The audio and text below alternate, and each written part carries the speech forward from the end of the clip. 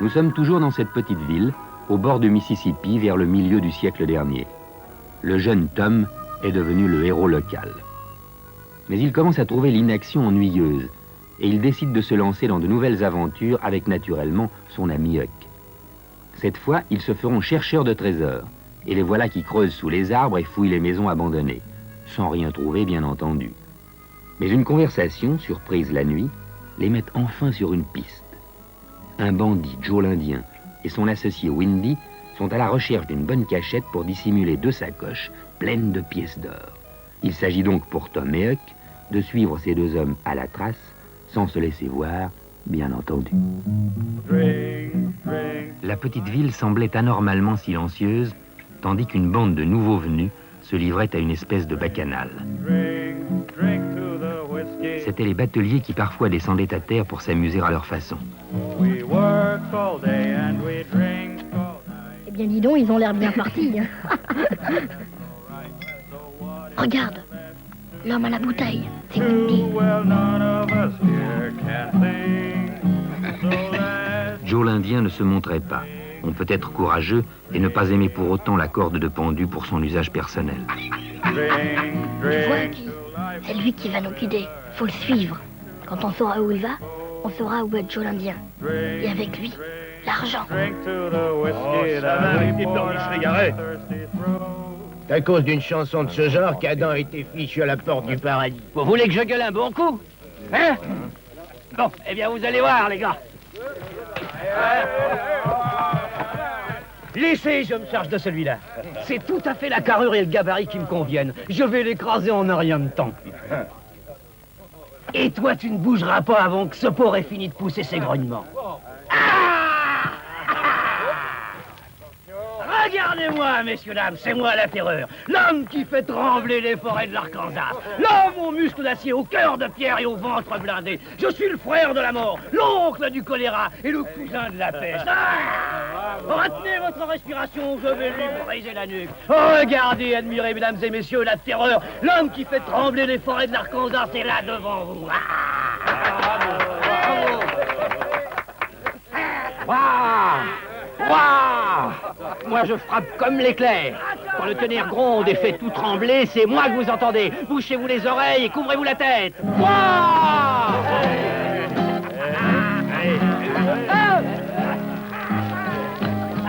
Allez, saute dessus. Donne-lui la fessée. Aplatis-le.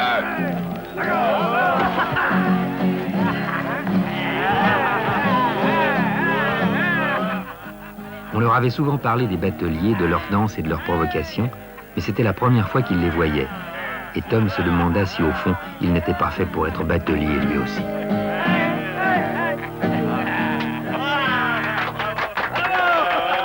C'est tout. On se débine. On fait pipi dans son froc.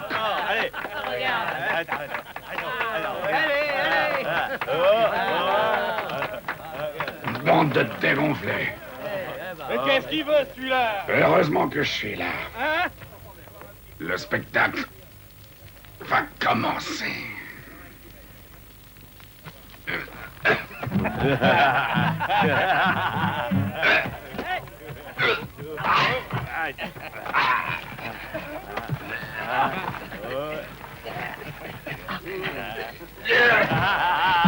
Ah, ça, c'est un homme, au moins. Sacré nom d'un chien et un vrai.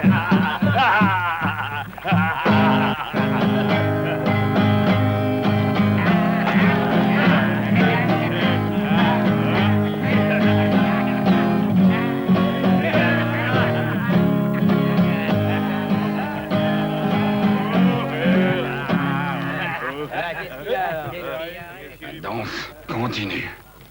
Et c'est Wendy qui battra la mesure.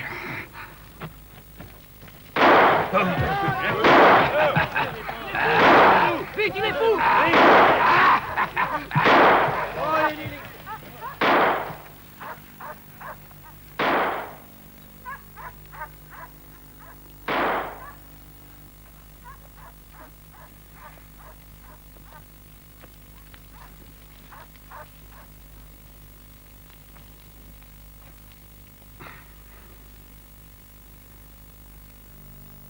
Suffira de le suivre, on tombera forcément sur Joe.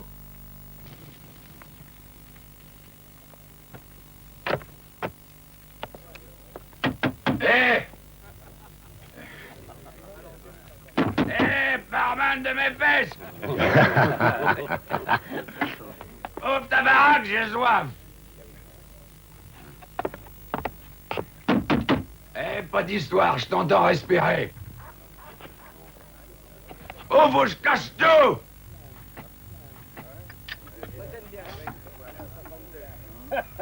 Qui c'est, ce gars-là? C'est pas un batelier, ça. Oh, c'est un ivrogne. Finira bien par s'arrêter. Laisse courir.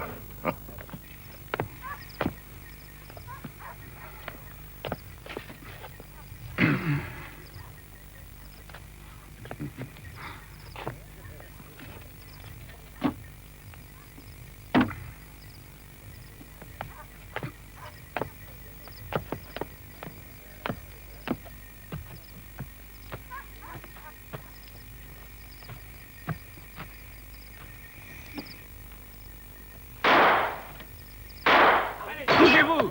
Couchez-vous, les gars! Il va nous tuer tous, cet imbécile!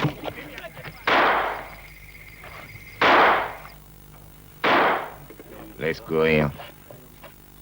Finira bien par se calmer.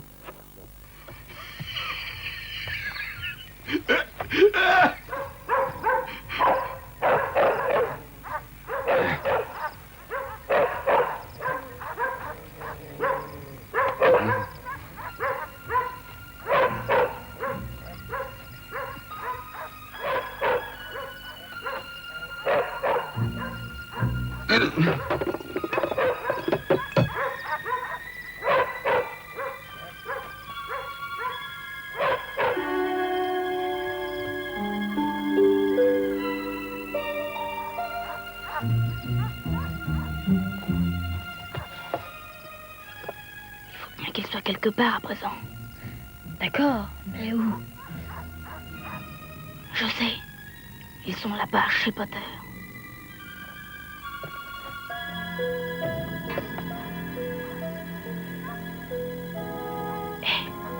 Jonathan connaît le coin. Il sait que la nuit le hangar est vide et puis qu'il penserait le trouver justement chez Potter. Pour un malin, c'est un malin, oui. Mais il faut se dépêcher.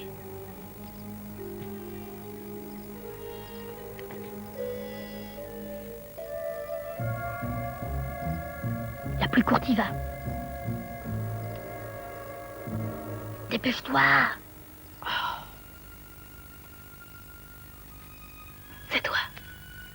C'est bon, j'y vais.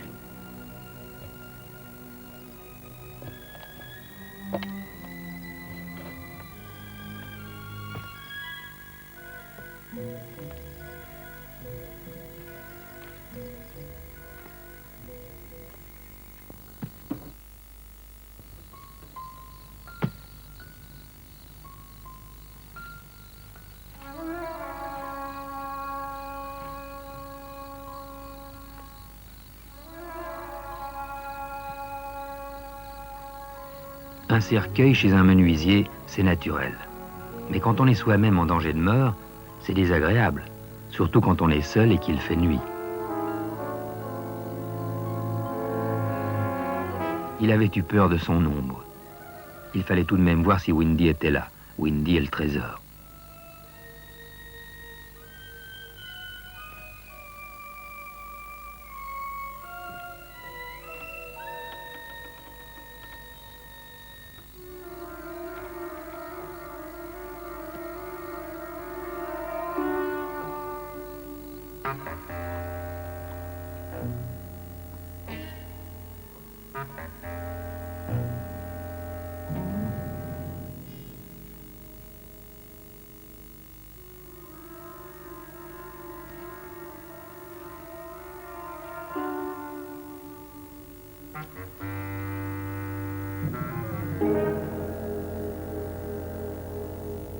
Et Windy alors? Était-il là, oui ou non? Situation désespérée. Quoi faire? Quoi décider?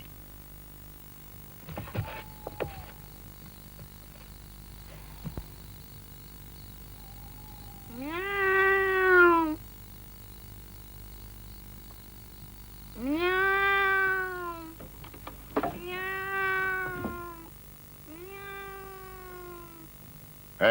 Qu'est-ce qu'il y a? Hé, Wendy!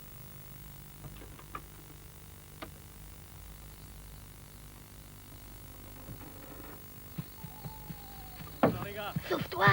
Sauve-toi, vite! Eh, bonsoir. Eh, regardez-moi ces deux lascars. Qu'est-ce qu'ils font dans le pays à une heure pareille? Mais ils se sauvent, on dirait. À ta place, je me casserai pas la tête pour eux. Je laisserai courir. Laisse courir, ils finiront bien par se calmer.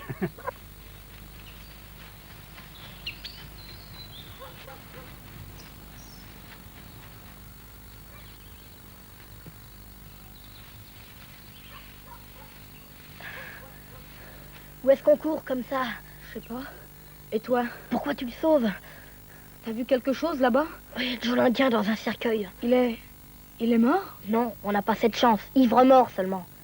Je me demande ce que t'aurais dit si t'avais vu une main qui sort d'un cercueil et qui attrape une bouteille pour boire. Moi, j'ai cru que j'étais devenu fou. Et l'autre? Aucune idée. Il faisait bien noir. Peut-être qu'il y était, peut-être qu'il n'y était pas. Et le trésor? Tu crois que j'ai eu le temps de le chercher? En tout cas, j'ai pas vu les sacoches. Et puis, j'en ai assez aujourd'hui. On le retrouvera demain. Quand Joe l'Indien commence à boire, il en a pour un moment.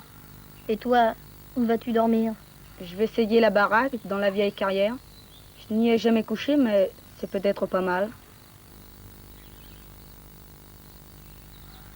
Bonne nuit, Huck. Bonne nuit, Tom. Hucky, quand j'aurai épousé Becky Thatcher, tu sauras toujours où aller dormir. Ah, c'est elle? Ne le dis pas surtout. Je ne sais pas ce que dira Tante Polly. Bonne nuit. Bonne nuit, Tom.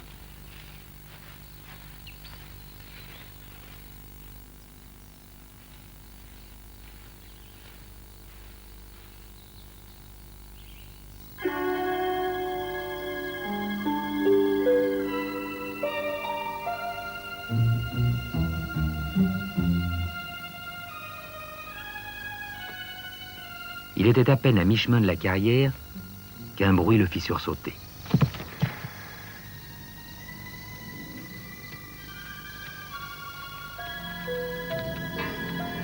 Pas de doute possible. C'était Joe et Wendy. Qu'est-ce qu'ils portaient donc sur le dos? Des sacoches pleines d'or? Oui, probablement. Quoi faire? Prévenir Tom? Non. Les suivre d'abord.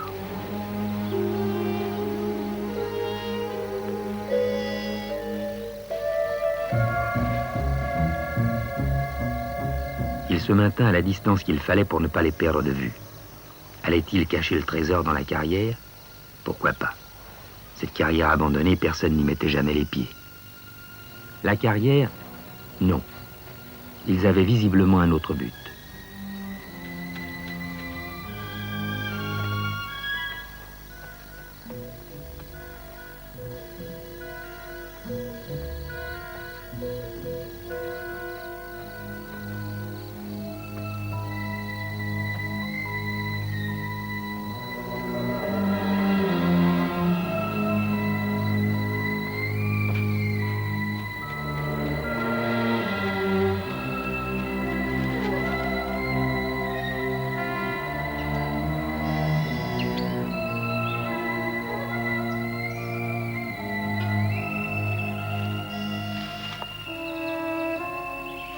Il marcha ainsi pendant 4 ou 5 minutes. Il ne se passait rien. Maintenant, il savait où il était. Cette barrière donnait sur la propriété de la veuve Douglas, qui habitait loin du village, près de la carrière abandonnée. Ça sent trop aussi, cette affaire. Il y a des gosses qui rôdent par là. Puis moi, tu es une femme, je n'aime pas ça. Moi non plus. Je ne tue jamais personne. Je m'arrange autrement. Son mari était juge de paix ici. 3 fois, il m'a fait boucler pour des peccadilles. Me faire boucler, pas encore. Mais il a eu le tort de me faire fouetter. Fouetter comme un nègre, et devant tout le monde. Eh bien, moi, je ne partirai d'ici qu'une fois les comptes réglés. Lui, il m'a échappé. Il a clamsé. Alors, c'est elle qui paiera.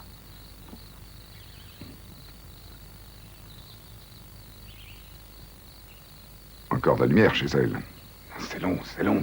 3 ans que j'attends. 1 minute de plus ou de moins.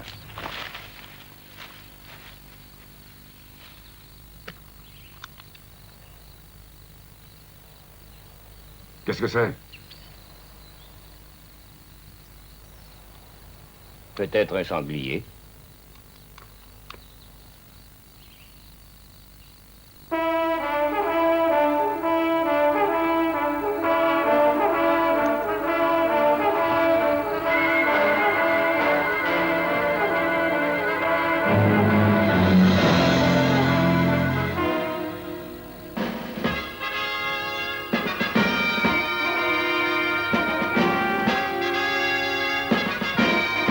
Entre la carrière et le village, il y avait une ferme appartenant à la famille Gallois.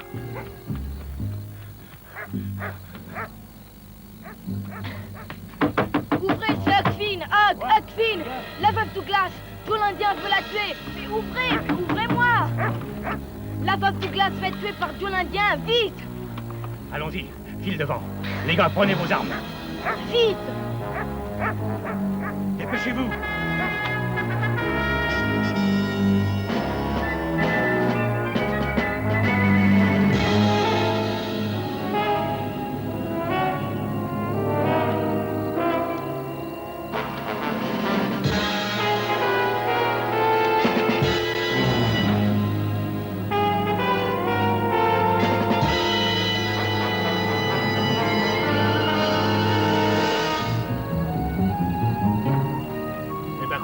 Qu'est-ce qu'il y a? Tu as peur? Non, mais... Bon, ça va, tu vas rester là. Nous, on continue.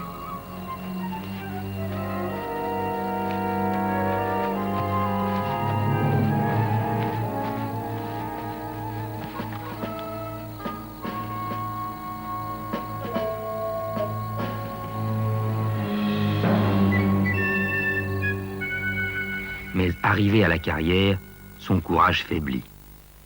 Elle a peut-être du monde. Ça ne doit pas tarder là-dedans.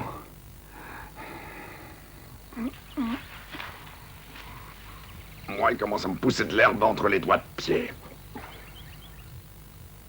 La veuve s'était endormie, le nez dans sa Bible.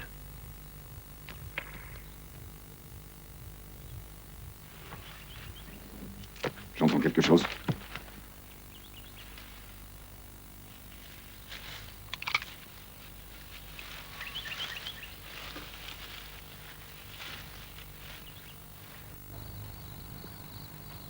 Tirez à vue, l'un ou l'autre. N'hésitez pas.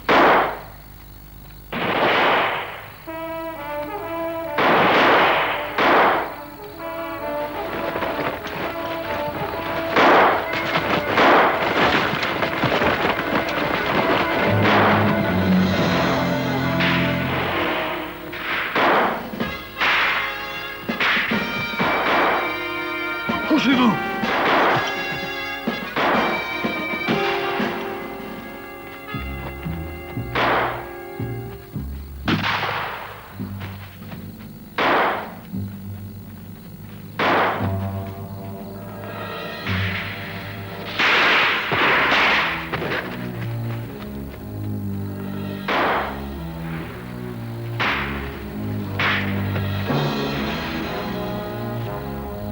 Pas perdu de temps. Et là, maintenant, ils ont l'avantage sur nous. C'est le sous-bois qui nous gêne.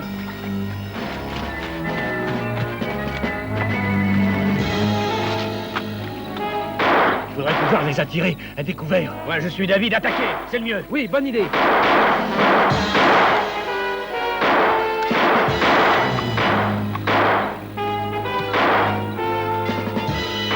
Allez, on y va.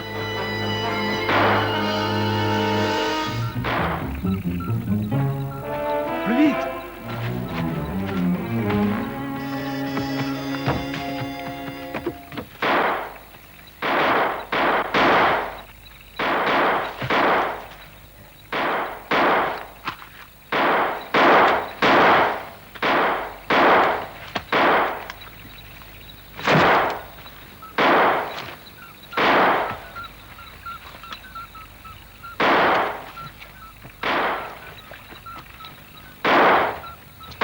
Replions-nous, sinon ils vont nous avoir tous les trois. Huck n'aimait pas les bagarres et encore moins les coups de feu.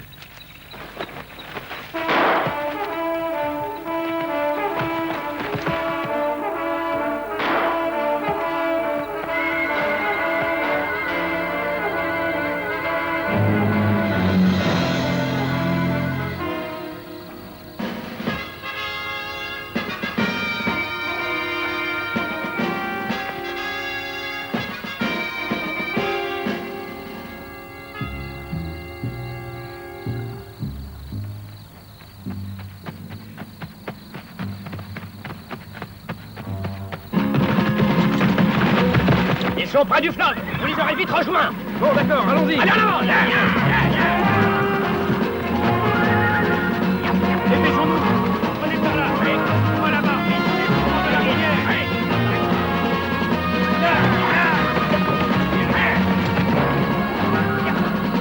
Allons, plus vite.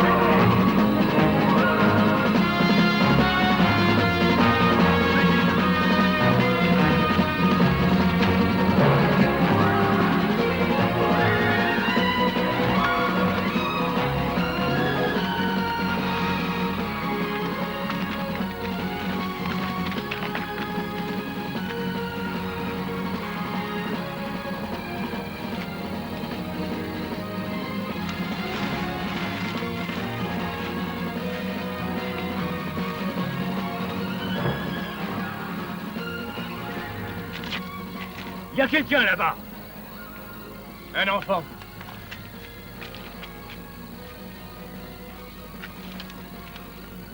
Comme il avait l'habitude de se débrouiller tout seul, il n'eut même pas l'idée d'appeler au secours.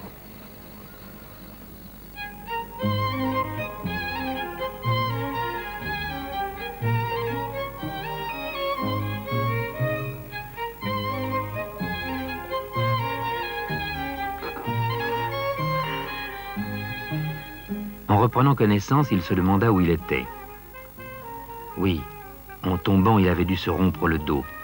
Il était mort, et il se réveillait maintenant dans l'autre monde. Un autre monde curieux d'ailleurs.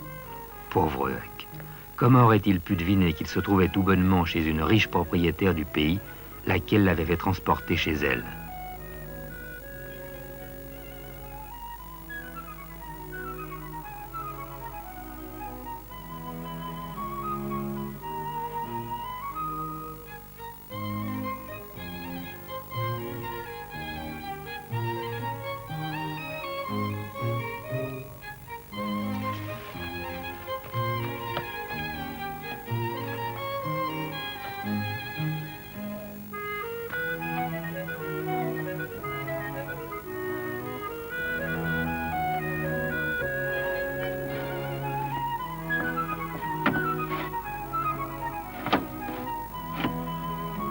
Et il sentait le savon.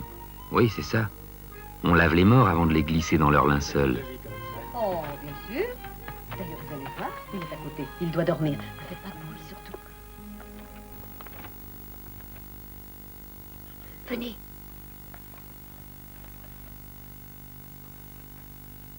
Qui t'es réveillé?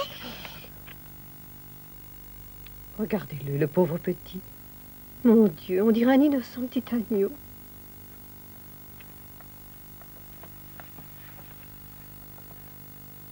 Le malheureux enfant, ni père ni mère pour veiller sur lui. Comment n'est-il pas devenu un mauvais sujet? C'est un miracle. Il détestait toutes ces simagrées. Chut.